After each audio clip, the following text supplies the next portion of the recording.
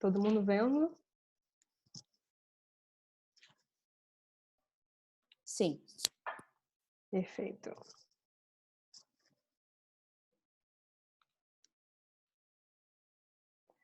Deixa eu só colocar aqui para eu poder fazer a visão. Beleza.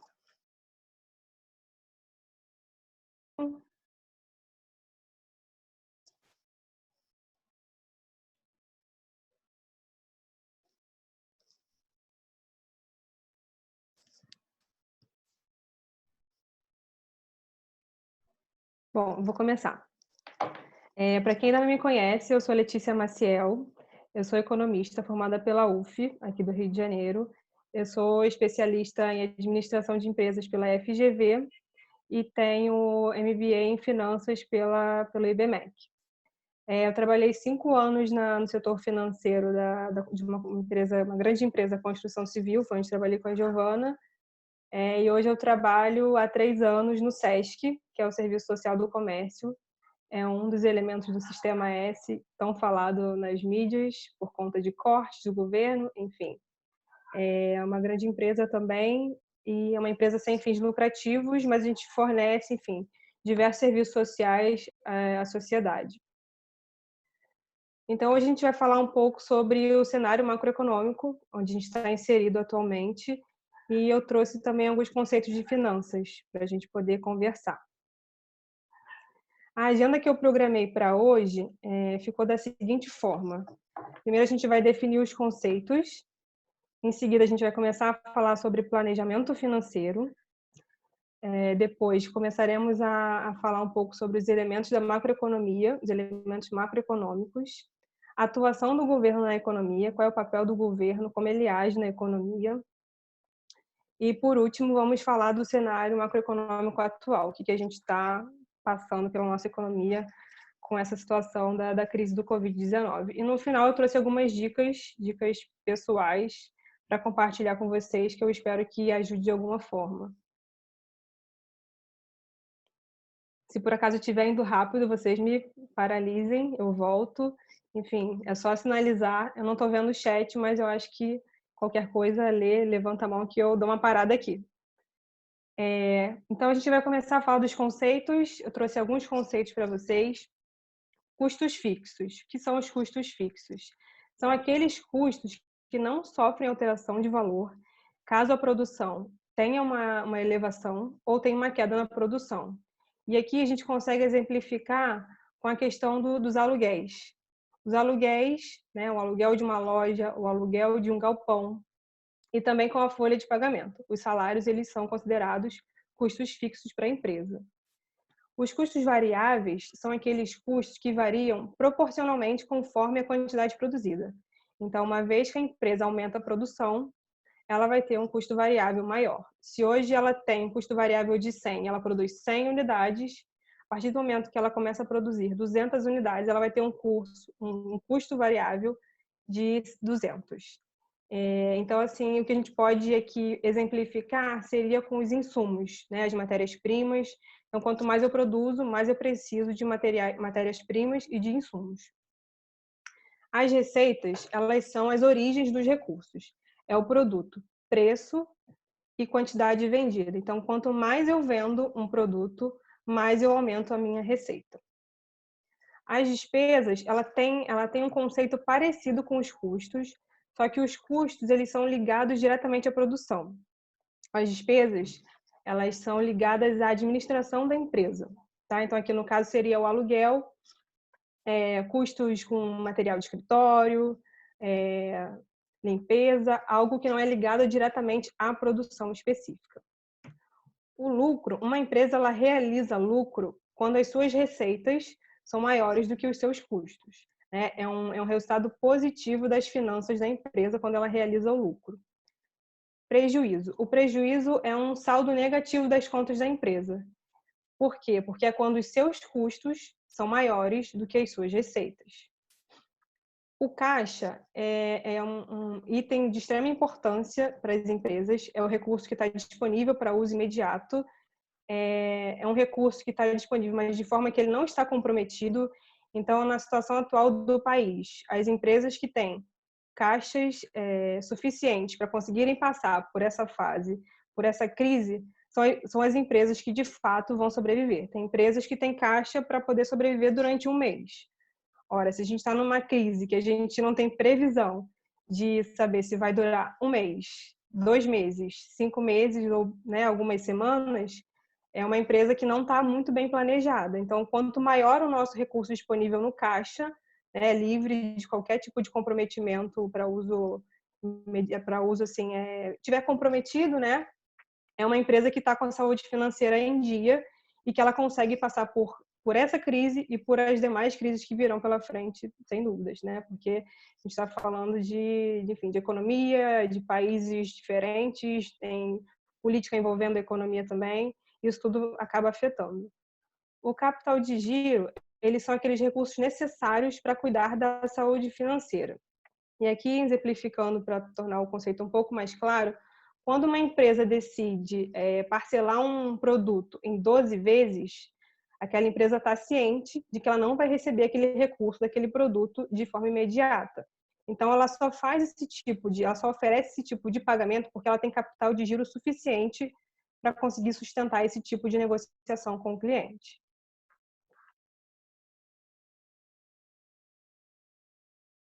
Falando um pouco agora de planejamento financeiro. O que é o planejamento financeiro? É a organização das nossas finanças, né? Quando a gente define uma estratégia para tomada de decisão, que pode ser no presente ou uma decisão no futuro. Como é que funciona o planejamento financeiro? A partir do controle financeiro das nossas contas. As nossas receitas, na verdade a gente não controla muito as nossas receitas de pessoa física, né? Mas enfim, a partir do momento que a gente começa a controlar as nossas despesas, nossos gastos, nossos custos, a gente começa a acompanhar isso de forma mais presente e contínua, a gente começa a fazer e estruturar um planejamento financeiro. E para que ele serve? Para organizar as ações para alcançar as metas financeiras ou objetivos. Pode ser objetivos pessoais, objetivos, enfim, financeiros, né? Você quer fazer um investimento, então você se planeja para realizar aquele tipo de investimento. Você quer fazer uma viagem, então você se planeja para conseguir realizar aquele sonho, aquele objetivo de fazer aquela viagem. E do que a gente precisa para fazer um planejamento financeiro? Primeiramente e primordialmente, disciplina. A gente precisa ter disciplina de conseguir fazer esse tipo de planejamento financeiro de forma rotineira, acompanhar, monitorar, rever, refazer, verificar como que a gente pode melhorar. E também a consciência financeira. É preciso que a gente tenha uma consciência financeira do bom uso dos nossos recursos, né? No caso, seja pessoa física ou seja uma empresa. A gente precisa ter consciência financeira para não realizar nenhum tipo de gasto desnecessário, impróprio ou indevido. Então, o planejamento financeiro, ele é um processo e que ele precisa ser contínuo para que a gente consiga conquistar equilíbrio das nossas finanças e um melhor acompanhamento de tudo que a gente recebe, de todas as nossas receitas e de tudo que sai, né? De tudo que a gente realiza como despesa, todos os nossos desembolsos. O fluxo de caixa, em paralelo também ao planejamento financeiro, é uma ferramenta extremamente utilizada no mercado, né, pelos analistas, pelos economistas, e muito relevante para realizar análise dos negócios, para conseguir planejar a saúde financeira da empresa, fazer um acompanhamento e também, e mais importante, prever as entradas e as saídas dos recursos. Então, assim, uma empresa hoje ela quer realizar um investimento. Ela precisa saber como que estão as contas dela. Então, ela faz um fluxo de caixa, ela verifica quais são os desembolsos que ela está tendo hoje, quais são as despesas que ela está tendo hoje, e o que essas despesas de hoje podem refletir no futuro, se vai ter algum tipo de reflexo no futuro. Caso tenha algum tipo de reflexo no futuro, ela começa a projetar essas saídas, essas despesas, de forma que ela consiga verificar qual é o melhor momento para ela realizar algum tipo de investimento, algum tipo de aquisição, enfim, para ela conseguir aumentar e expandir os seus negócios. E aqui com relação aos elementos macroeconômicos, agora entrando um pouco na parte de macroeconomia. Alguém quer falar?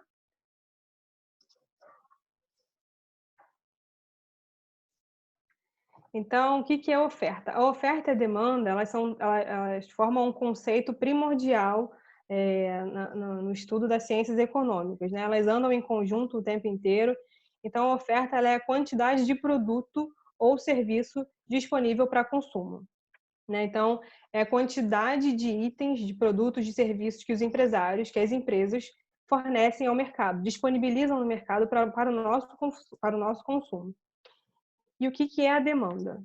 A demanda, ela é a quantidade que os consumidores desejam adquirir daquele produto e daquele serviço, né? Então, a gente tem uma oferta de produtos na economia, a gente tem uma oferta de serviços na economia, e a gente tem do outro lado pessoas, consumidores, famílias demandando por esses serviços e por esses produtos. Com relação ao preço, o preço e a oferta, eles têm uma relação direta. O que quer dizer isso? Quanto maior o preço do produto, maior vai ser a oferta dele, né? Então, eles estabelecem esse tipo de relação completamente direta. Já com relação à demanda, a relação do preço entre a demanda e a demanda é uma relação inversa. Então, quanto maior o meu preço, menor eu vou demandar daquele produto ou daquele serviço, né? Isso aí é por conta de interesse econômico mesmo, nos ambos os casos, né? A oferta, o empresário quer ganhar mais, por isso que ele oferta mais, e a demanda, o consumidor, ele quer desembolsar menos para consumir aquele mesmo produto. E aí, agora falando um pouco da inflação. A inflação, ela é uma taxa, né? Ela é medida pelo governo. Na verdade, ela é composta por alguns indicadores, né? Eu trouxe aqui o IPCA, que é o índice de preço ao consumidor amplo. É um índice que é elaborado pelo IBGE. A inflação, ela é um composto, ela é calculada através de um composto de índices, e um dos principais índices é o IPCA. Na verdade, são dois, né? É o IPCA e o IGPM, que é o Índice Geral de Preço do Mercado. E aí, no caso, o IPCA, ele é utilizado pelo governo para poder estabelecer as metas de inflação, que eu vou falar um pouco mais à frente. A inflação é um conceito que parece ser claro, mas eu não sei se é tão claro para todos. Então, assim, a inflação, ela significa perda de poder de compra. E eu vou dar um exemplo. Em 2010, um preço de um carro popular equivalia a 15 mil reais. Hoje, 2020, 10 anos depois, o preço de um carro popular, ele equivale mais ou menos, pelo menos aqui no Rio de Janeiro, eu acho que isso varia um pouquinho, em torno de uns 40 mil. Então, o que aconteceu? Por que saiu de 15 mil para 40 mil? Foi a inflação. Mas de que forma isso ocorre? A economia, né, o Banco Central, o governo, ele disponibiliza na economia moeda, né, papel moeda. Ele injeta dinheiro na economia.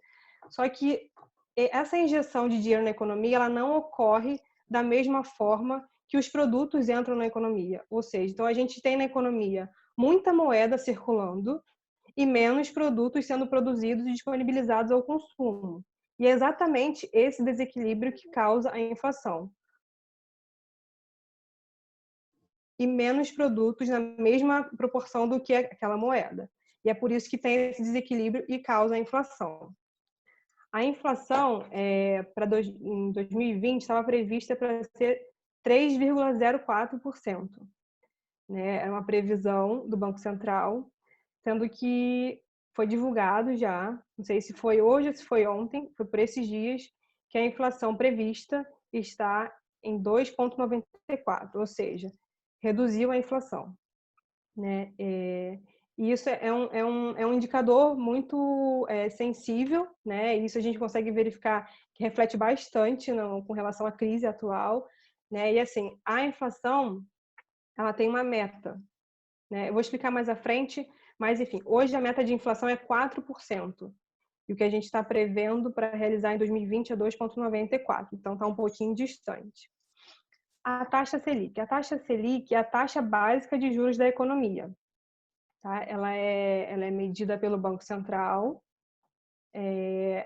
O Banco Central, ele faz a divulgação dessa taxa mais ou menos a cada 45 dias, que é quando ela é revisada por um grupo de pessoas, que é o Comitê de Política Monetária. Ele acontece 8 vezes ao ano. E assim, a taxa Selic, ela tem uma relação direta com a inflação. Ela anda junto com a inflação. E o que isso quer dizer? Quando eu tenho uma inflação aumentada na economia, ou seja, quando eu tenho um aumento generalizado de preços elevado na economia, o Banco Central ele utiliza a taxa Selic como um instrumento para poder tentar frear um pouco essa elevação de preços, né, de forma desenfreada. E que o que ele faz? Ele aumenta a taxa Selic, de forma que esse aumento na taxa Selic, que é a taxa básica de juros, vai influenciar de forma a reduzir o consumo. Por quê? Se eu tenho uma taxa de juros elevada, eu tenho um crédito muito mais caro. Eu vou no banco pegar um empréstimo, vai ser muito mais caro do que antes. Antes a taxa era 10%, agora a taxa passou a ser 12%, a taxa de juros básica da economia. Isso vai influenciar os bancos de tal forma de que eles vão aumentar suas taxas também. Então, para o consumidor final, pegar empréstimo pós-Selic aumentada é muito ruim.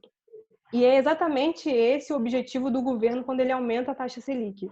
Reduzir o consumo e, nesse caso, a consequência imediata também, é claro que é conforme o tempo, conforme as coisas vão se organizando na economia, a gente tem uma inflação também reduzida. E é esse o objetivo do governo. E da mesma forma, como a gente está vivendo hoje, hoje a gente tem uma inflação baixa, né, uma inflação totalmente controlada, mas muito baixa, tanto que ela está abaixo da meta. E o que o Banco Central faz? Ele também reduz a sua taxa Selic. Hoje a taxa Selic é 3,75% e a previsão é de que ela passe a ser 3,5%, acompanhando também esse movimento da inflação que está sendo reduzida. Então, a Selic também acompanha. Por que a Selic vai abaixar? A Selic vai abaixar para tentar estimular o consumo na economia, estimular o investimento na economia. Bom, e agora a gente vai falar sobre o PIB. O PIB, ele é o Produto Interno Bruto, ele consiste na soma de todos os bens e serviços produzidos numa economia a preços finais, tá? Então, a preços reais. O PIB de 2019 do Brasil foi de 7,3 trilhões de reais. Né? Isso significa dizer que ele foi 1,1% maior do que em 2018. Então, ele teve um crescimento, né, um pouquinho, não foi significativo, teve um leve crescimento por se comparado a 2018. E a gente tinha uma expectativa, né, do PIB em 2020, conforme as coisas estavam andando, ter um crescimento de 2,2% referente, né, se comparado a 2019. Sendo que, infelizmente, hoje foi divulgado que tem uma nova previsão. As coisas estão acontecendo de forma muito rápida, está tudo mudando muito rápido. O governo está tentando adotar medidas para conseguir minimizar o máximo possível, assim, é a minha percepção pessoal. Enfim, o que vai acontecer, os danos na economia, né, os danos para o país, mas aí, no caso, os economistas, os analistas de mercado preveem, foi divulgado hoje, que a gente vai ter em 2020 um PIB com crescimento negativo de 0,48, ou seja, a gente vai ter uma recessão econômica em 2020. Isso é real, né? Dados divulgados hoje, ou seja, o que a gente produziu no ano passado, 7,3 trilhões, a gente não vai conseguir manter em 2020. Isso vai ser menor, mesmo que muito baixinho, né? 0,48 é baixo, mas em se tratando de trilhões, né, de reais, a gente sabe que é bastante dinheiro. Na verdade, é só o começo de uma previsão. Eu, particularmente, não acredito que isso ainda vai reduzir ainda mais. Mas, assim, é uma fase. O governo está tentando, enfim, se preparar para isso, para essa crise, e vamos tentar pensar positivo de que isso vai passar da melhor forma possível. E aqui um pouquinho do papel do governo na economia, né? De que forma que ele atua na economia. A gente tem aqui algumas políticas e alguns agentes, alguns itens para citar. Alguém tem alguma pergunta? Alguém quer interromper? Por enquanto não tem nenhuma pergunta aqui, tá, Letícia? Só para te saber que eu estou escutando. Tá bom, obrigada. E aí, no caso aqui, o Central, ele é o emissor de moeda. Na verdade, a gente costuma chamar o Banco Central de banco dos bancos, né? Porque ele pode conceder empréstimo tanto para os bancos, né? Quanto para os... Espera aí, que tá... Tanto para os bancos quanto para o governo. E aí, no caso, é ele que controla junto com o governo, né? Ele é um órgão que ele tem total autonomia na economia, mas é em conjunto com o governo. Eles estão sempre em conversa, até porque é um órgão do governo. E a política monetária, o papel da política monetária é controlar a oferta de moeda, a taxa Selic, que é a nossa taxa de juros, e a inflação. E é por isso que essas coisas estão interligadas. É por isso que a Selic tem uma total influência na inflação e vice-versa. E o que é o regime de metas de inflação? Ele visa, na verdade, ancorar as expectativas dos agentes econômicos, né, e reduzir um pouco a incerteza. Por quê? Entre os anos 90 e 96, 97, me contaram, tá, gente? Eu não estava aqui nessa época ainda, não. Me contaram. Não, eu li no livro, eu estudei. Na faculdade eu estudei isso. Não. Então, aí, enfim, dos anos 90 até os anos 97, as pessoas que estão aqui, né, elas tiveram que lidar com inflação altíssima, né? Uma inflação de 94, 95, se eu não me engano, foi de 2.400 e alguma coisa percentuais. Não existe uma inflação, né, desse tamanho. Assim, é inimaginável, é difícil saber viver com uma inflação dessa. Chegou a 1.000 e poucos percentuais. Então, a partir do ano de 99, o governo estabeleceu metas de inflação, ou seja, todo ano o governo estabelece a meta a ser alcançada referente à inflação. E aí, no caso, esse ano, como eu tinha comentado, é de 4%, né? E tendo uma possibilidade de variar 1,5%. Então, pode variar para mais ou para menos. A expectativa atual é de que a inflação em 2020 seja de 2,94. Ainda está dentro desse 1,5% permitido, mas a gente não sabe se isso vai se sustentar e se isso de fato vai ocorrer ou se a inflação que a gente vai enfrentar vai ser abaixo da meta e fora dessa variabilidade. Política fiscal. A política fiscal ela tem a ver com o governo. Quando a gente fala de fisco, é imposto, é tributação. Então, o objetivo é fixar o total dos gastos com salários e máquinas do governo, os investimentos públicos e os impostos. E aí a gente também consegue aqui definir o que é déficit público. A gente escuta muito isso. Eu tentei trazer aqui um pouco das coisas que a gente escuta muito no noticiário, Jornal Nacional, Globo News, que a gente vê na internet, a forma como a gente consome muita informação de economia, tem um pouquinho desses conceitos aqui.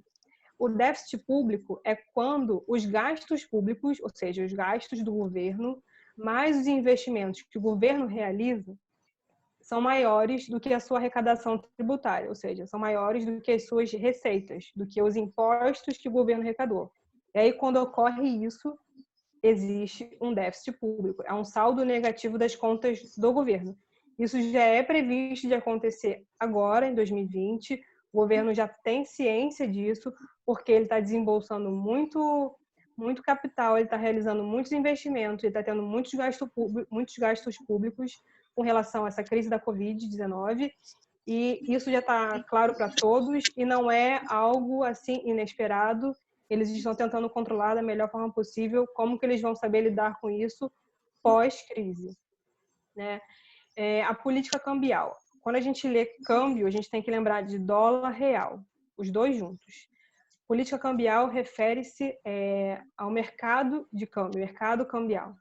E o objetivo dessa política é equilibrar a economia por meio de alterações na taxa de câmbio. Antigamente, no passado, também essa década de 90 foi bem animada. De 90 foi quando a gente teve plano real e tudo mais. E ali entre 94 e 99, a gente tinha na economia o câmbio fixo. E aí o governo, depois de vários estudos, depois de várias análises, percebeu que esse tipo de regime cambial fixo não estava sendo o melhor para a nossa economia. Então, o que foi feito? O governo estudou e começou a implementar um regime de câmbio flutuante, que é o que a gente tem hoje. Tanto que a gente vê no noticiário. Hoje o dólar foi 5,10. Amanhã o dólar 5,15. Não sei o que lá, o dólar 5,15. Então, 5,20. E aí, isso que quer dizer que a gente tem o regime cambial flutuante, não tem nada fixado. E aí o governo, ele tem total autonomia para fazer, enfim, ações na economia de forma que ele consiga mitigar essas disparidades entre real e dólar. Ou seja, quando o governo percebe que a nossa moeda está se desvalorizando muito, ele se utiliza de artifícios, né, cambiais para poder equilibrar um pouco essa questão do dólar na nossa economia. Ou seja, se ele vê que tem dólar fugindo do Brasil, ele tenta fazer algum mecanismo, algum tipo de ação que ele consiga injetar dólar na economia. Isso, inclusive, é chamado de swap cambial, mas não vamos entrar nesse mérito para não confundir. Alguma dúvida? Alguém quer interromper?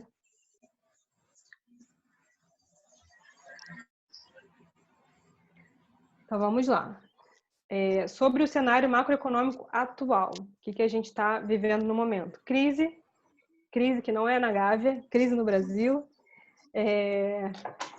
E aí a gente vai ter aqui agora um cenário macroeconômico intenso, mas eu também até trouxe aqui um pouco de um cenário otimista, e é como eu estou tentando enxergar esse momento, tanto da economia quanto do país. A gente está tendo que se reinventar de todas as formas, a gente está tendo que pensar diferente, e eu acho, sinceramente, que o que o governo está tentando fazer para o nosso país é algo que eu estou bem surpresa e bem feliz. Então, assim, o governo ele tem um plano de injetar na economia 750 bilhões de reais.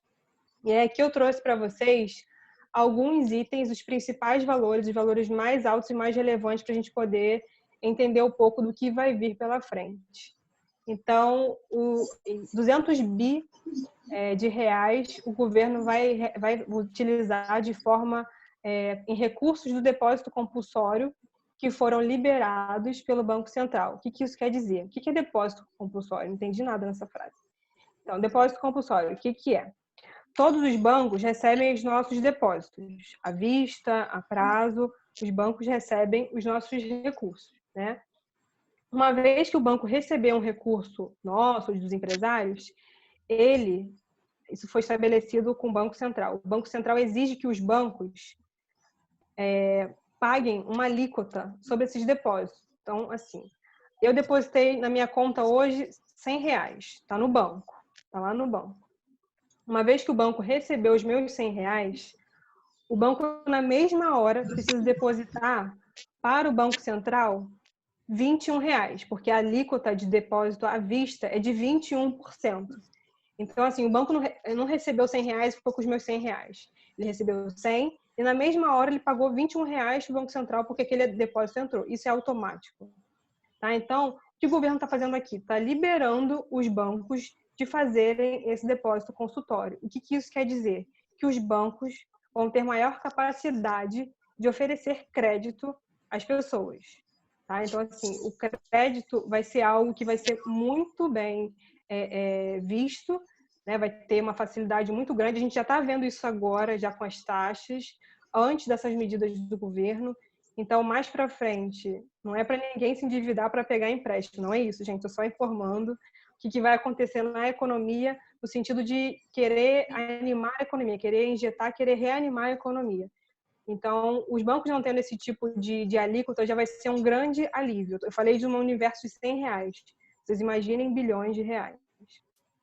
E no segundo item, 150 bi virão do BNDES e da Caixa Econômica Federal, ou seja, esses bancos vão injetar crédito na economia. O BNDES emprestando para as empresas, né, microempresários, e a Caixa Econômica para as famílias e também para as empresas. Então, isso também significa dizer que vamos ter mais crédito disponível na economia. Os outros 150 bi, referente à antecipação do 13º salário dos aposentados e pensionistas do INSS e diferimento do pagamento do Simples por micro e pequenos empresários. Ou seja, aqui, na verdade, ele está antecipando um recurso que aconteceria mais para o final do ano, para ocorrer nesse momento, para que essas pessoas, os aposentados, os pensionistas e os micro e pequenos empresários injetem esse dinheiro na economia, ou seja, que eles consumam, que eles façam investimentos, que eles ajudem a economia a se movimentar. Então, aqui, esse pacote do governo, pelo menos 50% dele é totalmente ligado a crédito, que são esses 3 primeiros itens. É quase 50%, um pouquinho mais. O próximo item, 88 bi para reforçar o caixa dos municípios e estados com a rolagem da dívida. O que a gente tem hoje? A gente tem hoje municípios e estados com gastos altíssimos e que não estavam esperados, ou seja, que eles não orçaram esse tipo de gasto, e eu acho que é um pouco complicado orçar isso também. Veio de uma forma inesperada e veio de uma forma muito brusca, assim, tanto para os municípios grandes ou pequenos.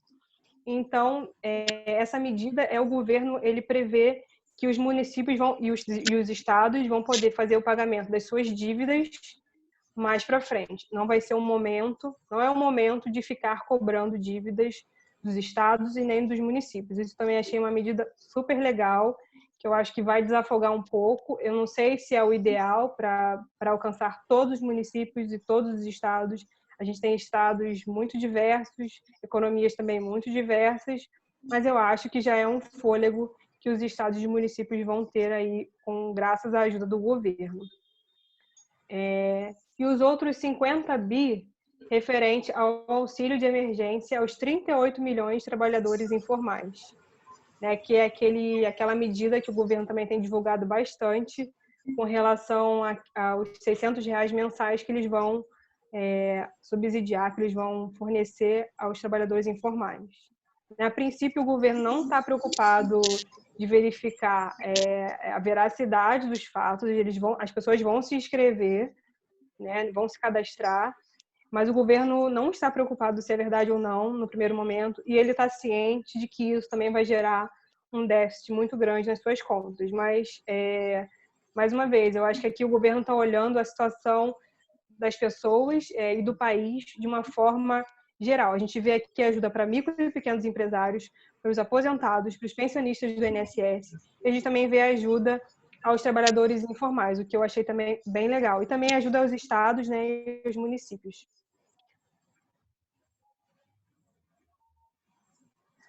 Bom, e aqui eu trouxe algumas dicas para compartilhar com vocês.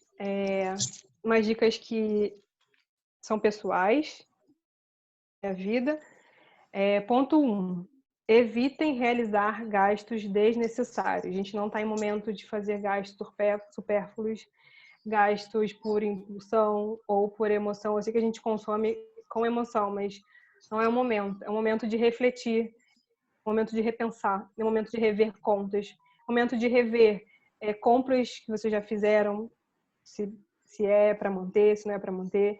Enfim, evitem gastos desnecessários. Não é o momento, e que isso sirva para a vida, que a gente consiga aprender também um pouquinho com essa crise. Tentem poupar 20% das suas receitas mensais. É muito, é muito. Mas assim, não deu para começar com 20%? Começa com 10%. O importante é começar. O importante é você startar a sua consciência financeira. O importante é você começar a pensar no seu futuro, no futuro da sua família, no futuro dos seus filhos, no seu futuro, nos seus objetivos. Então, tentem poupar. Eu sugeri 20%. Se vocês quiserem ser mais ousados, e 30%, eu acho excelente. Pelo menos 20%, eu acho que seria muito bom para vocês.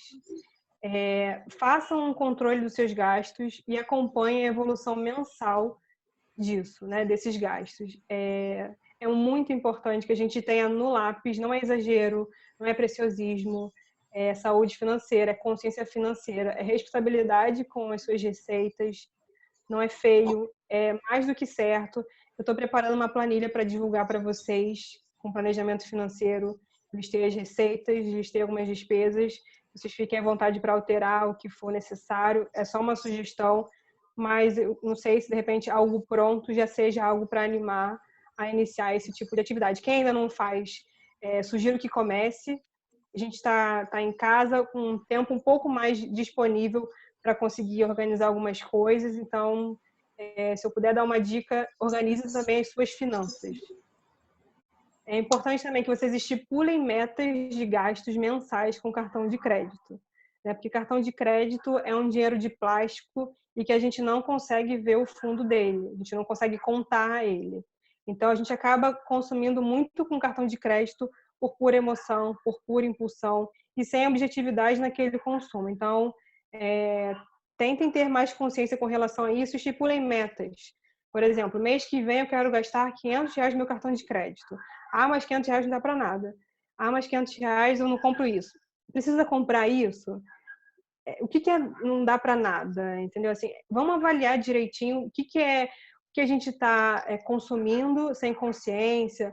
Estabeleçam metas que vocês considerem também alcançáveis. Não adianta a gente estabelecer uma meta que a gente nunca vai alcançar, a gente vai começar a ficar frustrado e vai acabar não fazendo mais esse tipo de acompanhamento, esse tipo de meta. Então, estipulem metas reais e com o tempo vocês vão percebendo que vocês vão querer começar a ficar mais ousados, vocês vão querer começarem a ficar mais ousados, vão querer aumentar as metas e é importante porque isso vai ser animador e vai ser algo que vai motivar vocês. Sempre que possível, negociem os prazos e as formas de pagamento. Hoje, mais do que nunca, isso é muito forte. A gente está tendo diversos tipos de notícias onde os bancos estão flexíveis, onde as financiadoras estão flexíveis. Então, se você tem a possibilidade de negociar, utilize. Assim, o não a gente já tem. O importante é a gente tentar, até mesmo numa compra simples. Você vai comprar algo com cartão de crédito. Tem desconto do dinheiro? Às vezes a gente tem o dinheiro ali, não precisa comprometer o cartão de crédito. Negociem, entendeu? Isso é importante. Isso mostra que você tem consciência financeira para aquela pessoa que você está pagando e, ao mesmo tempo, você está também estabelecendo uma negociação. Tracem objetivos e comecem a economizar para realizá-los. Então, assim, quero fazer uma viagem, quero comprar um carro, quero comprar um apartamento. Comecem a se organizar para isso. Ah, mas eu nunca fiz. Comecem. O importante é começar. Seja hoje, seja amanhã. O quanto antes comece, porque você vai ver isso dando resultado, trazendo frutos na sua vida. E isso vai ser muito bacana. E aqui eu trouxe uma frase para ficar de reflexão para a gente, para nós todos. É uma frase do Warren Buffett. Ele é um americano, é um bilionário, um grande investidor americano. Ele é muito famoso e ele é muito admirado por vários financistas, por vários economistas e analistas financeiros. Eu também sou uma grande admiradora dele. Então, se você não pode controlar as suas emoções, você não pode controlar o seu dinheiro. E é o que eu estava falando um pouco agora. A gente consome muito por emoção, a gente consome muito por impulsão, a gente acaba não raciocinando, não vendo o lado racional do nosso consumo. Então, é importante que a gente crie esse hábito de racionalizar um pouco o nosso consumo, os nossos gastos, as nossas ações, porque a gente está fazendo isso com o nosso dinheiro. Então, a gente precisa ter um autocontrole maior com relação a isso.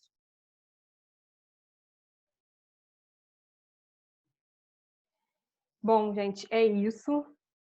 Para mim foi um grande desafio montar esse material, porque eu queria encher de slides, eu queria falar de um monte de coisa, o tempo é curto, o assunto é muito longo, foi difícil escolher, porque eu não sabia muito como alcançar vocês, como agradar vocês, mas eu espero que vocês tenham gostado. O desafio foi vencido, porque eu acho que eu consegui falar um pouquinho de cada coisa, mas se vocês quiserem saber de algum outro assunto que eu puder ajudar, eu estou disponível. Esse é o meu LinkedIn, o meu e-mail também está disponível a vocês. Eu deixei um QR Code aqui para vocês responderem uma perguntinha bem rapidinha, e aí quando vocês puderem, vocês me avisem que eu tiro para a gente poder ver em tempo real o resultado. É um feedback para mim.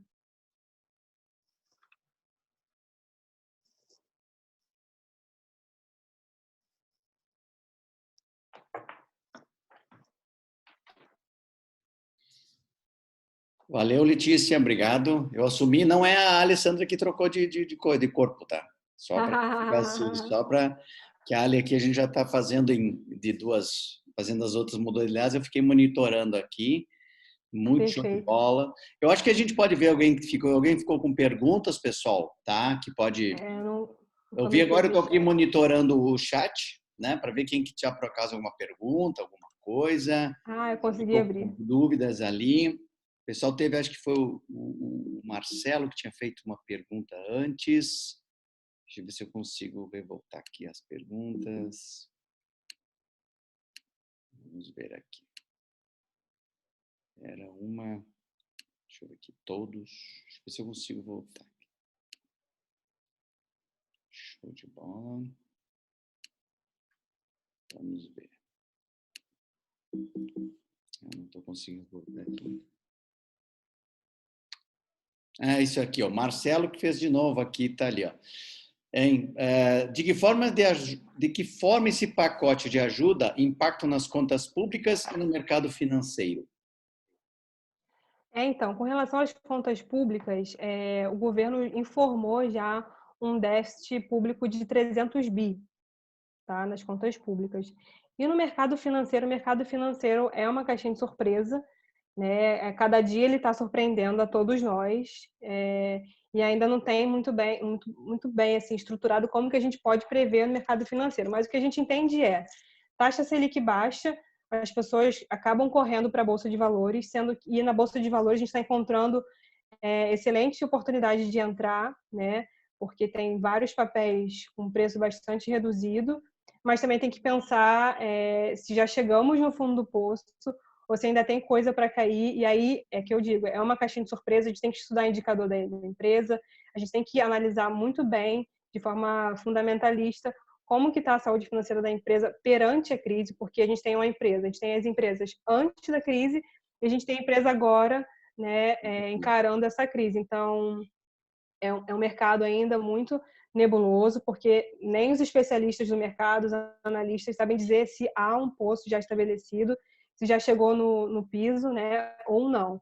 E com relação, por exemplo, ao mercado financeiro, a gente tem no Tesouro Direto, a gente não falou de investimento, mas só a título de curiosidade, a gente tem no Tesouro Direto títulos do governo atrelados ao IPCA, né, que eles estão ficando interessantes, né, por conta da taxa Selic está sendo reduzida. Então, vale de repente a pena estudar um pouquinho o Tesouro Direto, né, verificar se não tem alguma oportunidade de entrada por lá também. O mercado financeiro depende do seu perfil, se você não for conservador, vale o risco, não vale o risco, quanto você quer arriscar, qual é o seu capital.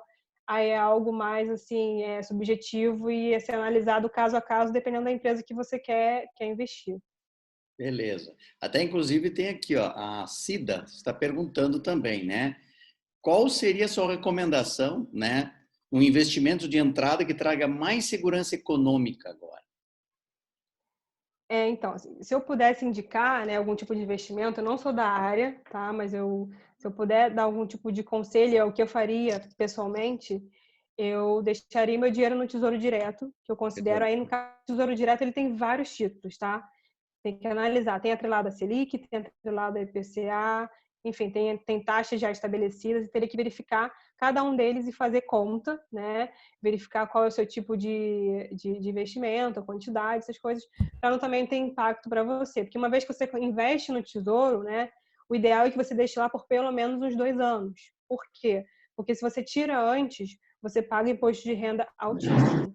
Você paga o teto do imposto de renda. Então, não é bacana. Você vai estar perdendo dinheiro, ou seja, você vai estar fazendo um investimento mal feito. Então, é importante ter na cabeça, é importante ter ciência de que uma vez que investiu no Tesouro Direto, ele vai ficar lá por pelo menos 2 anos para que você não tenha nenhum tipo de prejuízo, né? Prejuízo que eu quero dizer é fiscal. Você vai pagar o imposto de renda no teto, porque se você pode esperar 2 anos, né?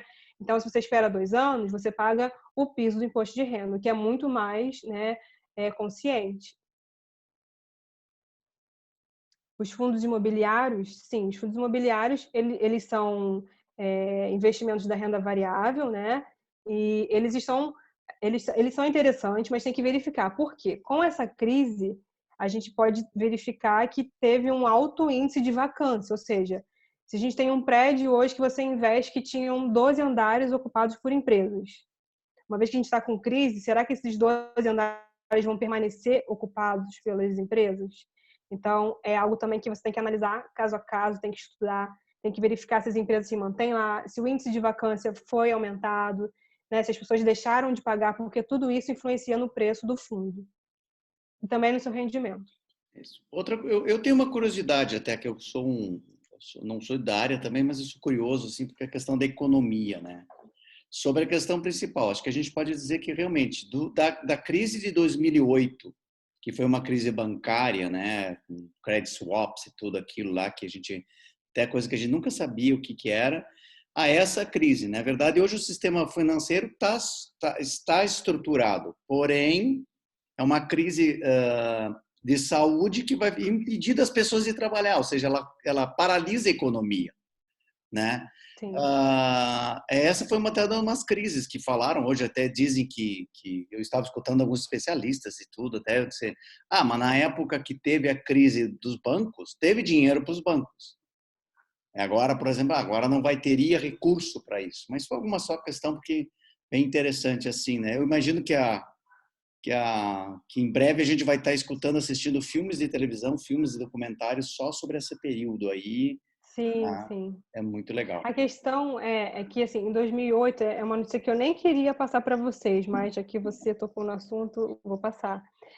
Que em 2008, a crise do subprime, ela foi muito específica, né, no mercado imobiliário, né?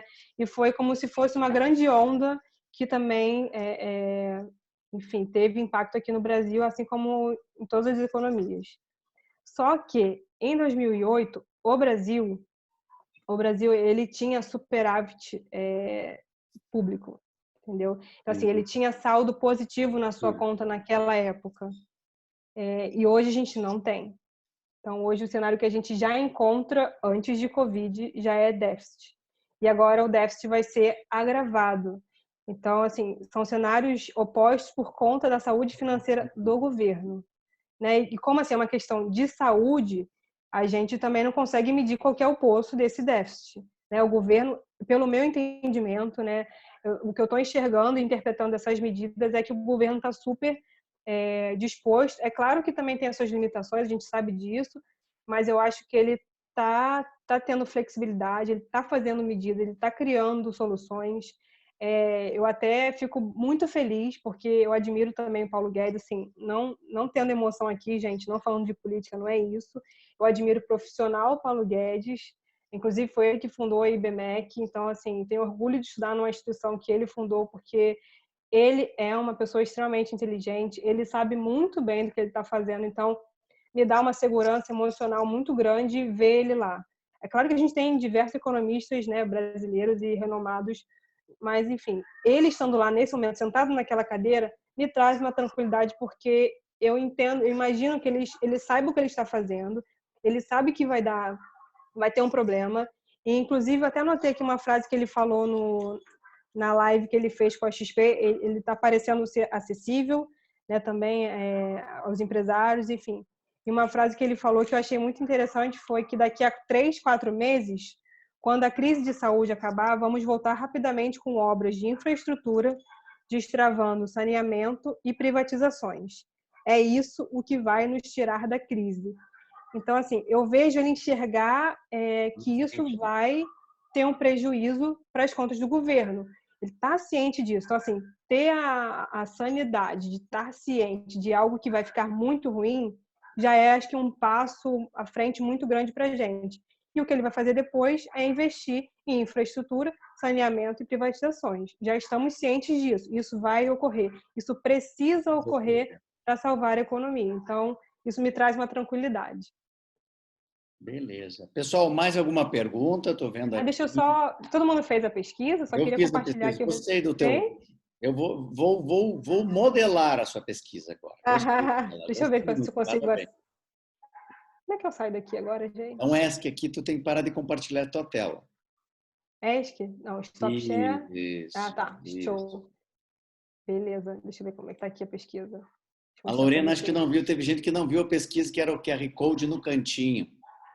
Então deixa eu botar de novo. Conseguem ver? Bota de novo ali. Dá para ver? Ainda não. Tem que compartilhar a tela de novo. Tá. Peraí. Pessoal, tá todo mundo meio marinheiro de primeira viagem, assim, né? De fazer... mas faz parte, ali, gente. Um pouquinho só de paciência. Estão vendo ali, pessoal? É só fazer o teu celular ali Isso. Né? A Quem Letícia não agradece, tiver... responde uma pesquisa dela. Né? Bem ali, muito show, gostei. Muito legal. Bacana, né, esse A gente site? aprende, Aí gostei, aqui, ó. legal. Não cai direto no... Ali já anotei até Sim, o... aqui a gente consegue ver, ó, como é que foi. O que as pessoas gostaram mais. Vocês estão Isso. vendo minha tela? Sim. Acho que o pessoal está todo Sim. mundo vendo agora, né? Tá vendo? Perfeito. Então, aí foi planejamento financeiro. Ai, que legal. Isso. Preparei uma planilha para compartilhar com vocês e que eu espero que ajude. Eu estou só fazendo os ajustes nela e assim que eu terminar os ajustes, eu envio para vocês pelo Telegram. Maravilha. Então, ó, você só faz o daí. Então, pessoal, acho que seria mais alguma Eu dúvida, faço. mais algum questionamento? Eu vi que tem gente começando a cair fora, que acho que hoje é instabilidade. Até por curiosidade, né? Não sei se você sabe, hoje eu recebi a informação. Eu vou fazer a foto da turma assim, Vivian, só um momentinho. Né? A Vivian pedindo para fazer a foto da turma, daí todo mundo liga a câmera, tá, pessoal? Tem que ligar a câmera para aparecer a carinha bonitinha, para a gente dizer que está todo mundo fazendo isso, entendeu? Só para vocês terem uma curiosidade que eu descobri hoje, o Zoom, só do que ele já ganhou de valor de mercado, ele já está valendo mais que todas as companhias aéreas americanas. Só o Caramba. Zoom aqui, né? Só esse aqui. Nós já estamos contribuindo para o Zoom ficar mais rico ainda, né? Muito bom. Simplesmente, né? Inclusive aquela live do... Eu até vou botar no grupo também, eu assisti, eu tenho o link da entrevista do Paulo Guedes, aí se alguém quiser, tiver interesse, posso botar no grupo. Foi feita pelo Foi Zoom bem também, legal. assim. É interessante, assim, Foi uma feito pela questão Zoom. técnica, tá? A gente está falando aqui de conhecimento técnico, que é o que a gente está discutindo aqui. Eu não estou sem visões... Sem emoção. Sem emoção, sem emoção. Nós estamos Sem falando de emoção, sem coisa emoção. técnica, sem emoção. Quem quiser não assistir, não assiste, não tem problema nenhum. E digamos todo mundo amigo ainda, tudo beleza. Tá bom? Mais alguma pergunta, Cristiano? Deixa eu ver se tem mais alguma pergunta. Tá? Tá, o pessoal está saindo aqui, tranquilo. Então tá, pessoal. Todo mundo aí, beleza? Deixa eu ver se eu vou só pegar também, tirar a fotinho para garantir. Todo mundo liga de novo a câmera aí. Vamos fazer bonito. Isso. Eu não estou com uma das melhores. Deixa eu ver se a gente tem... hoje a gente está beleza. Deu o quê? Deu 23 pessoas. Né? O pessoal está entrando mais gente, só para garantir. Para aparecer na foto. Show de bola. Né? O pessoal sempre acha que economia é uma coisa meio chata, né? Mas tem que saber, eu acho que é a ideia da intenção. Até É vou colocar importante. depois, se a Letícia me permite também, né? Eu sou Claro. em várias áreas. Tem vários filmes a respeito já que a gente está falando de desafios ou crises, né? Tem 2 filmes que eu acho muito interessantes, que não sei se você conhece, Too Big to Fail, Grande Demais para Quebrar, é um filme da HBO que foi feito na época, procura na HBO, que é muito legal, que conta bem esse período, fala muito da questão de economia, de crises, de processos, e tem um documentário que fala também do Inside Job, né? Ele ganhou o Oscar até, que fala também da crise, é um documentário. Eu acho que eu tenho lá, vou mandar os links para vocês aí, que são muito interessantes. Bacana. Para quem É quer da entender crise de um pouco dessa 2008? parte de 2008. Fala todo o processo, explicando que, por isso que eu disse que em breve, provavelmente daqui a uns bons 10 anos, né, se Deus quiser, Sim. isso, né, a gente vai estar assistindo e a gente vai estar dizendo assim para os nossos filhos, vocês se lembram da crise do coronavírus, como é que foi, né? Eu tenho o nosso afilhado aqui que não tem nem um aninho, a gente vai brincar com ele. Eu estava dizendo outro assim, quero ver tu com 18 anos, nós estamos falando daí, o que foi o coronavírus? Ele vai dizer, pá, deixa de bobo, que tá essas histórias aí. É bem capaz de alguém levantar uma teoria da conspiração até lá, né? Mas tudo bem. Já estão levantando, Já estão né? levantando, né? Perfeito. Então tá, pessoal. Muitíssimo obrigado para você, por todos aqui de novo, né? Nossa estratégia de estar levando conhecimento para o grupo, certo? Daqui a pouco agora eu vou gravar também essa live, já vou disponibilizar lá no grupo para quem quer assistir de novo. Tem os contatos da Letícia, peçam aí, ela vai deixar depois a planilha para nós, para a gente usar, certo? Eu vou te enviar também a apresentação, se alguém quiser. Apresentação, por favor, também. Muitíssimo obrigado, Letícia, mais uma vez. Eu que agradeço. Muito obrigada a vocês, a também. todos. E a todos. Obrigada pela interação no chat também, foi bem legal. Só vi agora, mas foi bem legal.